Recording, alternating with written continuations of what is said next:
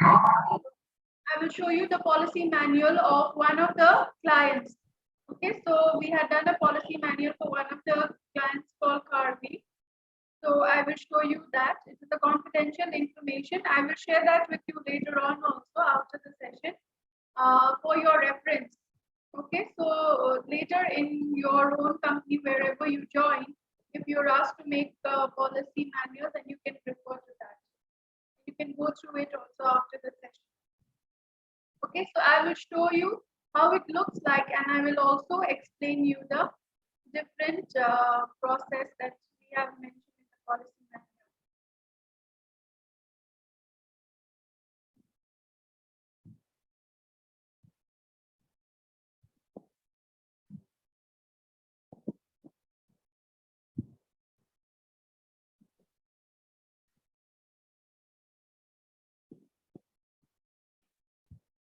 Okay.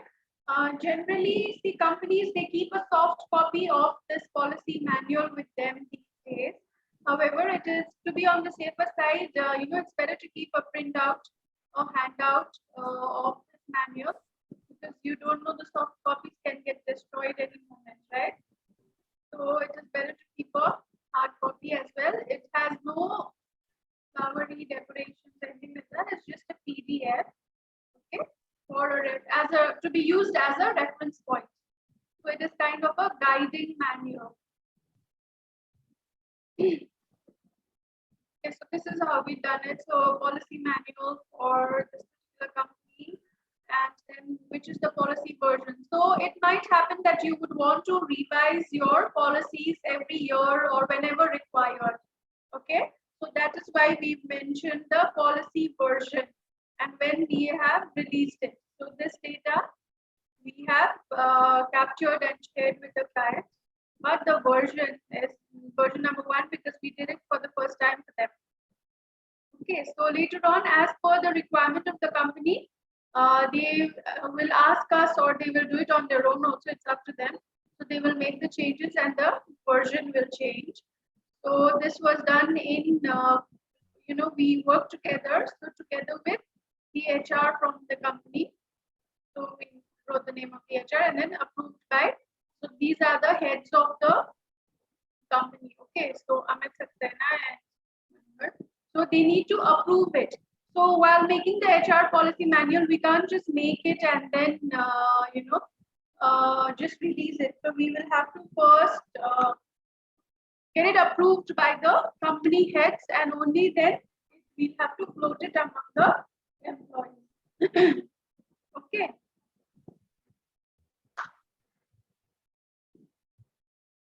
Fine. So this is what this policy manual covers. Okay, grade structure. Then the hiring and joining procedures. So as a candidate, there will be certain ways of applying, but as a company, we have to have a certain standardized process for allowing employees to the company, right? So that standardized process needs to be mentioned in the policy manual, so that no matter who the HR is or whoever the in charge is, they go through the same process for hiring people. Okay, it shouldn't change because it will talk about the way a company functions, right? That is why it needs to be mentioned in a policy manual, saying that, communicating to all the people who take care of this process, that this is what we need to follow as a standardized process. We will go through it one by one. I'm just telling you what all this manual includes. And we spoke about probation and confirmation, right? So these are the necessary process that every employee goes through when joining the company. So that is why, what would be the process? This is mentioned in this policy manual, process of probation and confirmation. Then notice period is for the separation. Okay, so once a employee decides to leave the organization, what will be the separation? What will be the notice period? I'm sorry. Okay, compensation and benefits. The compensation and benefits, the salary cannot be mentioned in the policy manual, but what are other benefits that the company provides? Okay, other than the salary, that all is mentioned in this manual. and about the process of performance management process, that is the annual appraisal. Okay, that process is outlined here, and leave policy. So how to apply for leaves, all that is mentioned. Employee relocation, working hours per day, what is the dress code, how to capture attendance, how will internal transfers happen, and what is the separation process, that is the exit of the employee. Okay, so this policy manual, see, it can change from company to company, like I told you, depending on what the company wants to include in the manual.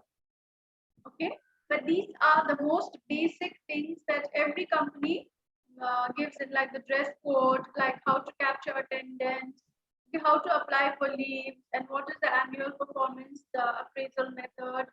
So these are the basic things that all companies want to include, but certain things like the relocation policy and internal transfers and all, this is totally the company's choice if they want to include this or not.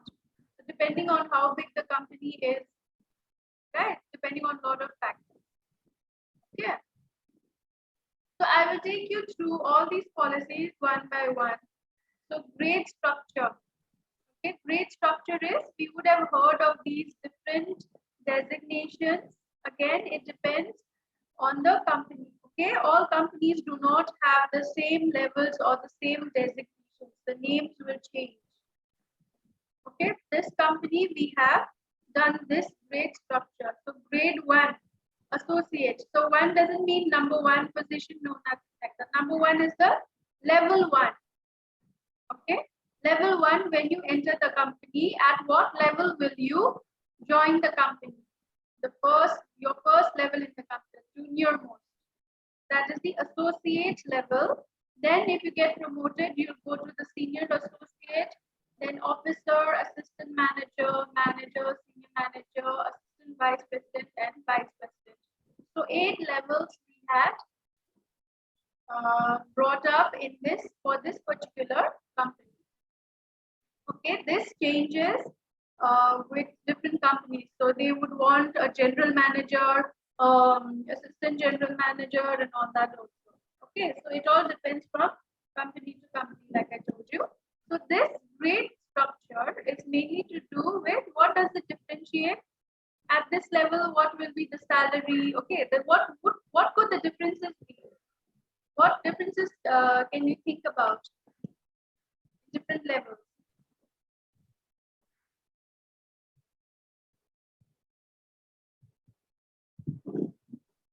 Position, salary, duties, Position. salary, duties. A position in the sense, can you explain yourself? Starting from the entry position like executive or associate, and all the senior position like vice president. These are all senior positions. Yeah, so this is the difference in terms of their names of the levels, right? Or the designations. But what would be the main differences between these two? Differences will be there in terms of their salary, in terms of the benefits, right? In terms of their responsibilities, right? The number of years of experience. So on those basis, these different levels will have would have been differentiated.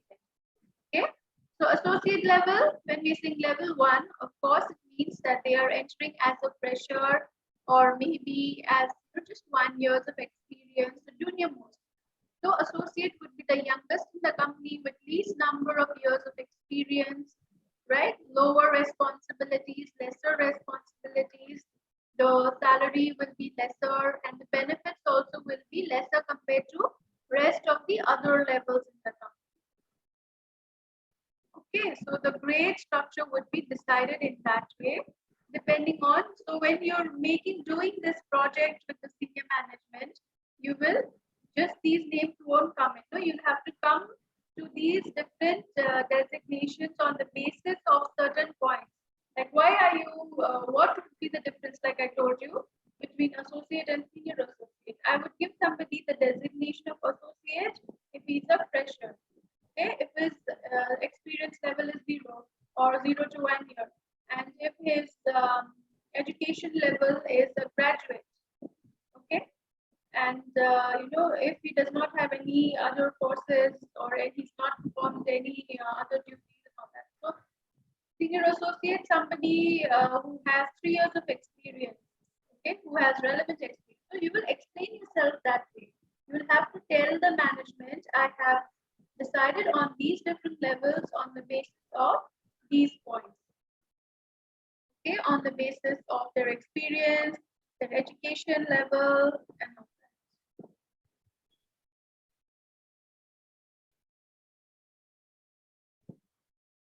Okay. So about recruitment. Okay, here we have outlined the policy for recruitment of permanent employees.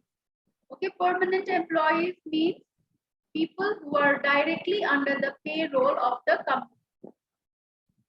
Okay, now in this company, there is a process where they hire people on temp roles. That means on a third party payroll.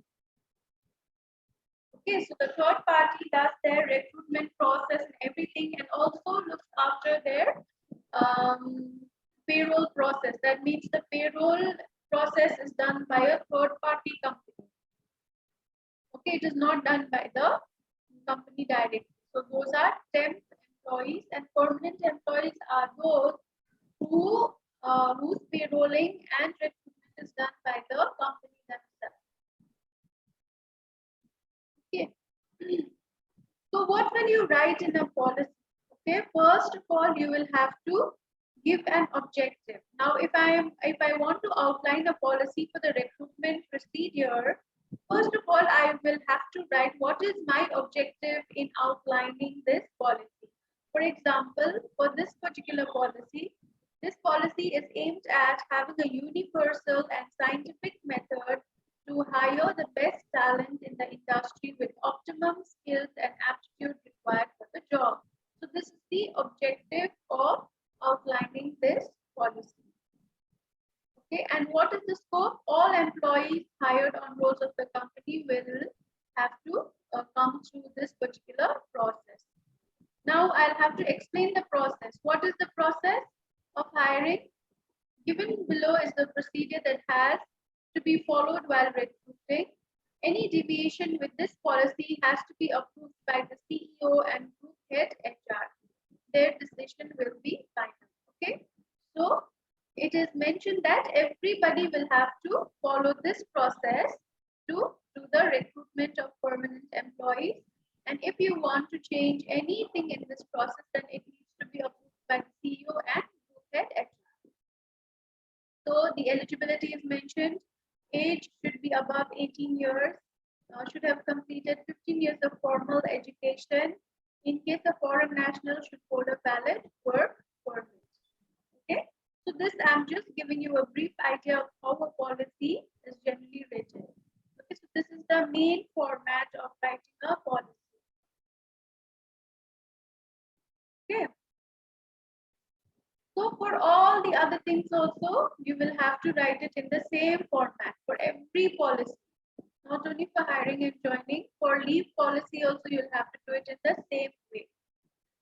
Okay, so you understand the seriousness of each process in the company, right? So we would have noticed that just a recruitment process is going on, right? But we would have never thought that there would be a particular written document in how to do the recruitment.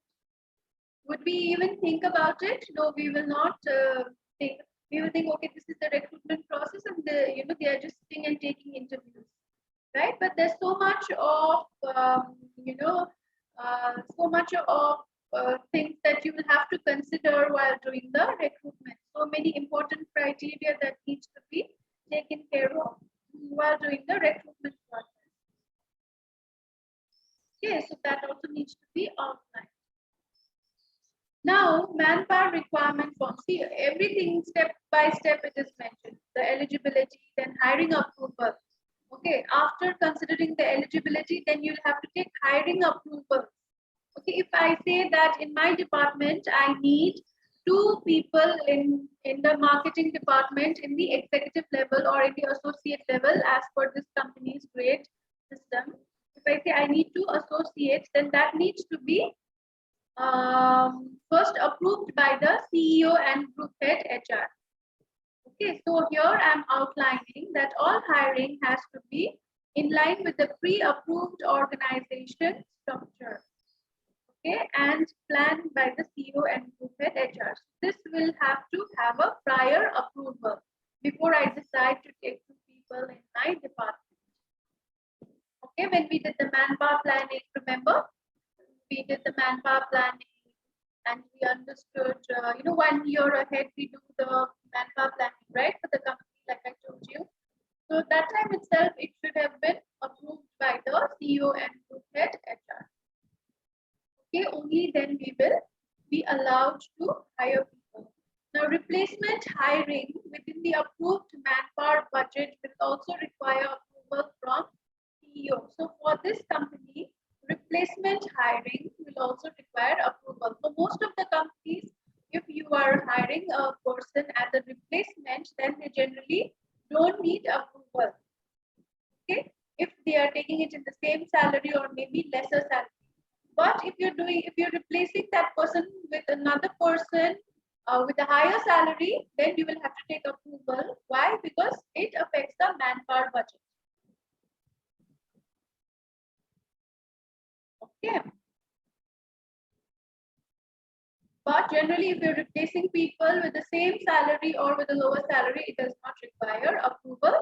But in this company, they need approval. So again, it depends from company to company. Okay. However, any hiring in excess of the approved manpower budget will require the approval from the CEO and group head HR. Okay. Excess budget. Now, we spoke about the eligibility criteria for recruitment, then we spoke about whose approval is required. Now we are going to talk about the manpower requirement form, or it is also called manpower requisition form. Okay, manpower requisition form is a request form, okay, that every department needs to fill and give it to the HR department. Okay, saying that I need this many people with this particular role. Okay, so all hiring requests have to be channeled through MRF is manpower requisition form, or you can say requirement form. This would help us track and reconcile the category of hiring under backfill or additional hire. So why is this particular form filled? I will show you how it looks like. Okay, in the annexure we've included. So filling up a manpower requisition form will help you keep a data, right? So it will help us keep a track of how many requests we have received from department for manpower. Okay, that's why manpower requisition forms are filled, and also to keep it as a document proof that it has been approved or not approved, and all those details. Okay. Then here in this policy, sourcing of candidates on. Okay, after you receive the MRF, then what do? You start sourcing the candidates through various methods like we discussed before, through job portals, internal references, through panels, recruitment consultants, okay, and through campus recruitment, recruitment advertisement, job fairs. Okay, so these are different methods. So just imagine even all these things have been mentioned in the policy manual, because this is the methods that needs to be followed by everyone in the company. Okay, and how selection will happen. See here, the selection process, whole process is outlined. Okay, for grades associate to senior associate, first round will be taken by the immediate line manager, department manager, whom the person is going to report to. Okay, then second round who will take? Region or division head or VP of the corresponding vertical. Third round will be taken by the HR. Fourth round by the CEO, and final decision will be taken by the CEO and head HR. Okay, so all these little things needs to be put down in a HR policy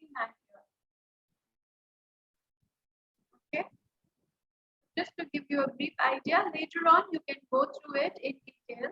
I wouldn't want to bore you by reading through each and every line. Okay, so I'm just giving you a brief idea about how it should look like.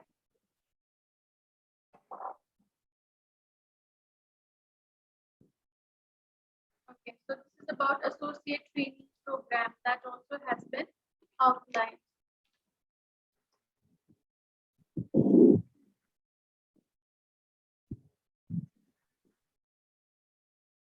See, joining process. So we know about the recruitment and selection. Now, joining process, we discussed about when the employee is going to join and the onboarding and all that, right? Now, for this company, in the joining process, we have talked about why we want to joining process. Again, what is the objective? To ensure that the new member of the Karvi family, that is the name of the company, settle comfortably in the organization. Okay.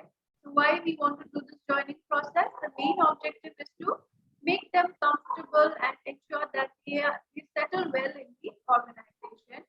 And what is the process? 3 days before the date of the candidate joins, HR will inform the following concerns. Okay, before an employee is joining, the vertical head needs to know that this person is joining on this date in your department. The admin department needs to know because admin will provide the desk and the joining gate and the seating area and all, right? The infrastructure. And IT department needs to know because the computer or mobile phone needs to be arranged before the candidate joins in. Okay. So all this needs to be taken care of before the candidate joins. And then we say that at the time of the joining, the HR needs to collect all these things like the class 10 certificate, class 12, bachelor's degree certificates, and whatever certificates, like whatever they've studied, according to that, all certificates and latest salary. So this is a Bible, okay? There is no escape from these things. So as a process, this is the main concept is to understand that please ensure that you need to follow this process strictly. That is why it is there in the policy manual. Any deviation from this process will lead to a breach in the company policy. Okay, so when there is audit and all, no, later there'll be a problem.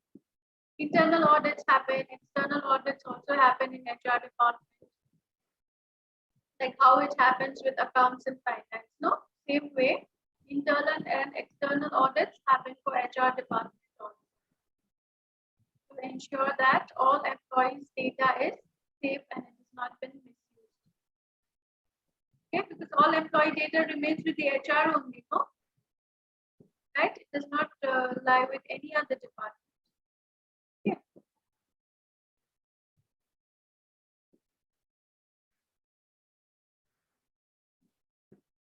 Okay, see.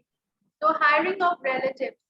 You would have heard of relatives working together, right?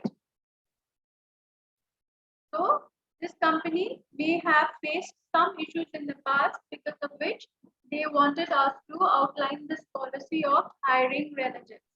Okay, now here you can specify certain things like they can work in the same company but not in the same department, and they can work in the same department but cannot be reporting to each other. Like I cannot, somebody will not be able to report to me if my sister is joining the same department, then she will not be reporting to me. Okay, something like that. Such policies, because there will be a biasness, right? Biasness or some kind of favoritism will creep in, right? So that will disturb the entire team's, the working culture out there. The work environment will be tampered. So that is why they ensure that relatives do not work together in the same department or in the same company. Same company is generally allowed, but not department. But in some companies, husband and wife, they don't allow them to work in the same company.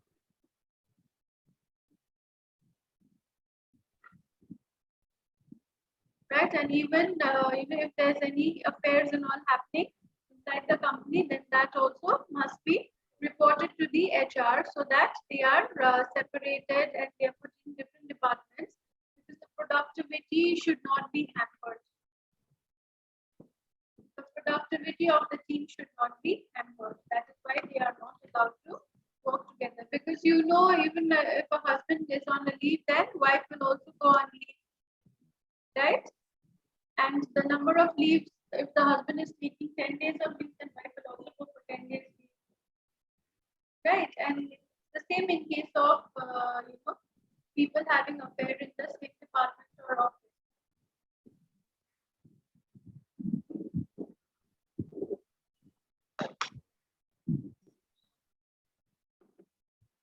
Right. So all these things need to be taken care of while formulating policies. So when we are making policies, we will have to keep discussing with the senior management as to what is their thought around all these processes. And it needs to be approved. Okay.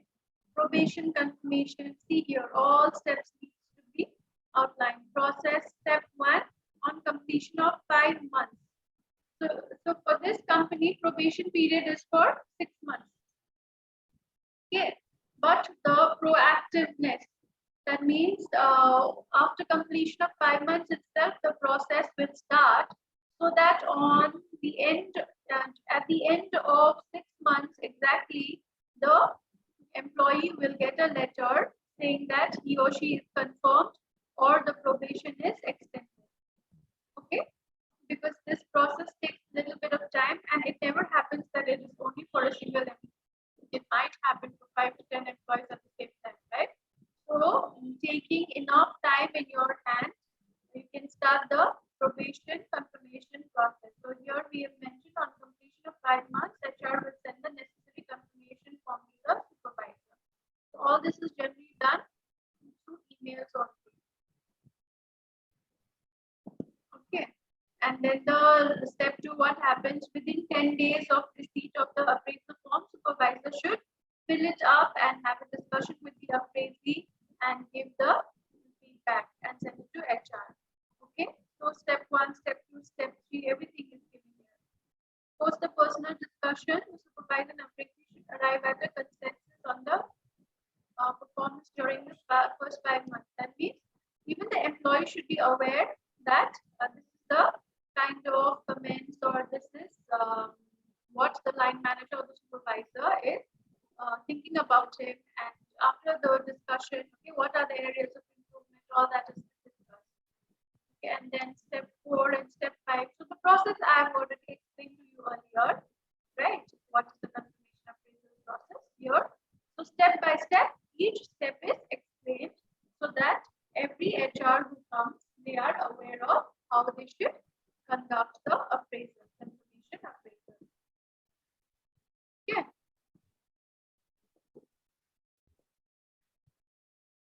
Okay.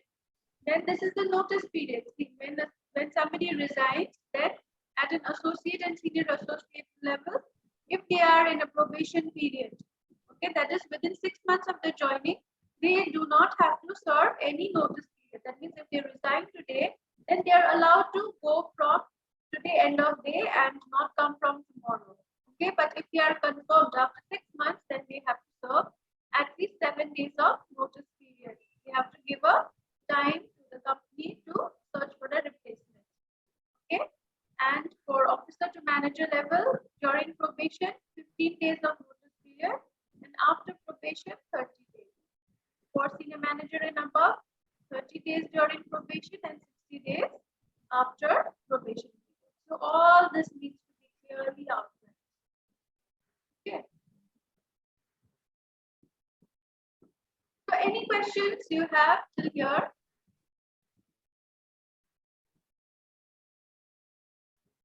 No? Okay. So the policy manual, as I told you, should have a particular format when you are preparing it. Okay, and every process needs to be outlined very clearly.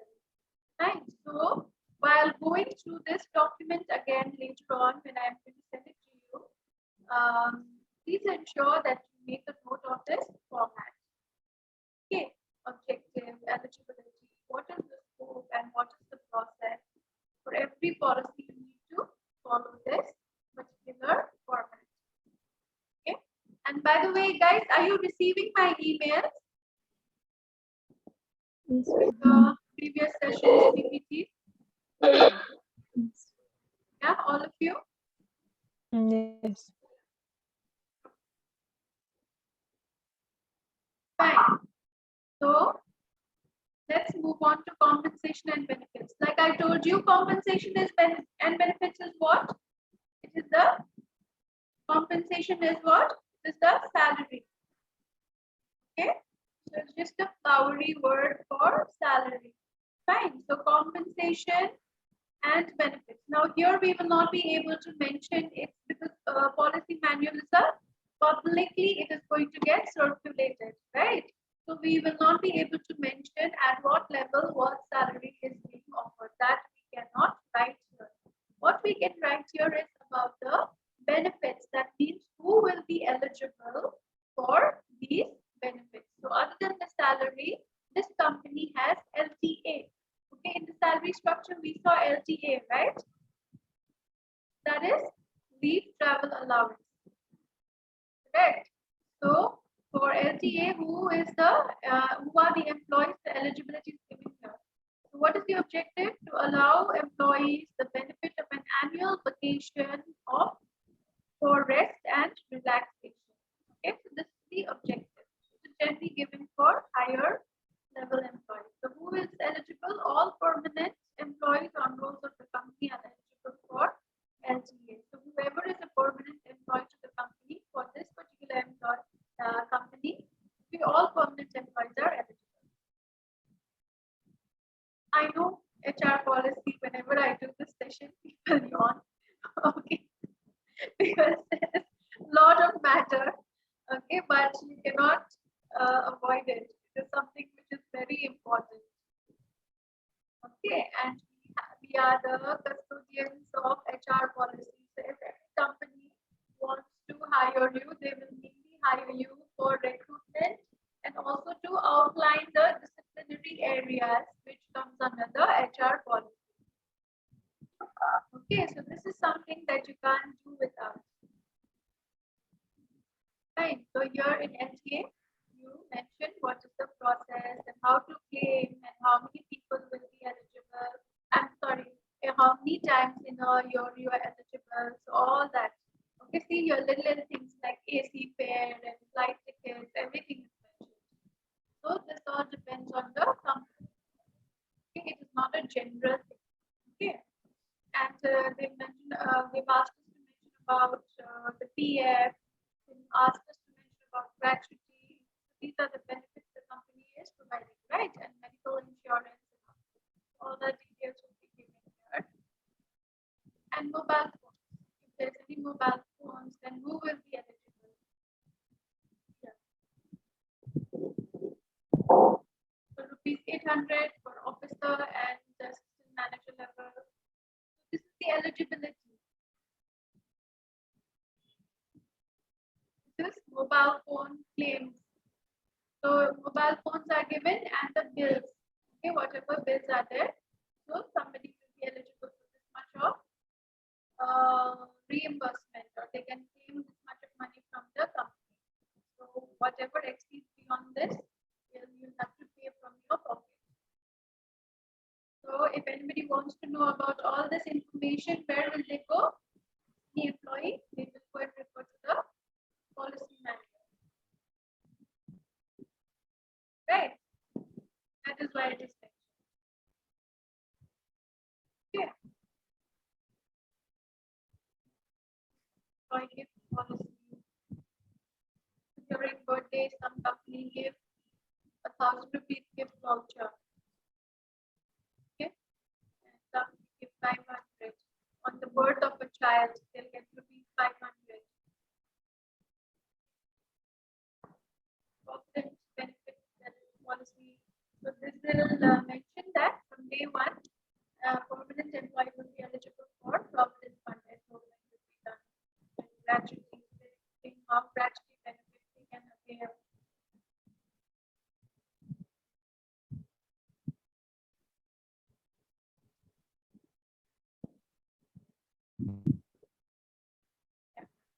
So performance management process, very important process. So they will explain the entire detail of how performance management process will be carried out in the company. Okay, so everybody would want to know this. That's why it will definitely be put in paper. See here, they've given what will the form include. Okay, the form will include, like even when you're doing self-appraisal, it has the ratings will be 1, 2, 3, 4, and 5. Okay, so 1 is for generally other companies will keep 1 for below expectations, but this company wanted 1 to be the outstanding. Okay, so they will say if you rate yourself 1, then you are an outstanding performer. If you rating 2, then it exceeds expectations. Likewise, and then 5 is below expectations. Okay, so the process and timelines and everything. I want you to go through this, okay, later on. Don't skip on this. Okay, it's important. So go through it. At least you have an idea on how companies are carrying out their annual appraisals. Okay, Shobna?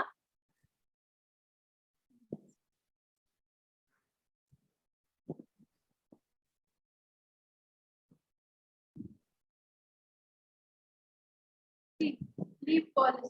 This is again another important policy that you wouldn't want to miss out, because employees will keep coming to you asking for the leave policy. How many leaves am I eligible for? Where do I go and check? And how do I apply? What is the process? What are the different kinds of leaves? Okay, so people will keep coming to you with questions